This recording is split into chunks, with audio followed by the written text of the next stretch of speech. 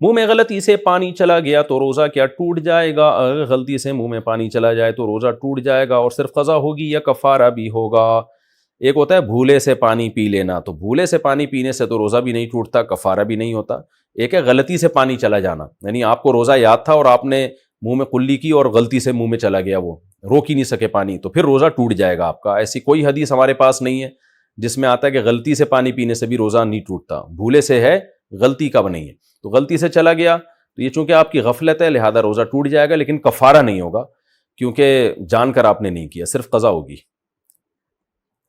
روزہ نہیں رکھا تو صرف قضا اور کفارے کا حکم۔ اگر کوئی شخص جان بوجھ کر روزہ نہ رکھے تو بعد میں قضا کرے گا یا کفارہ بھی دے گا۔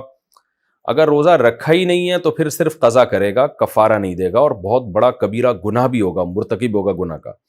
اور اگر توڑ دیا تو پھر کفارہ بھی ہے 60 روزوں کا۔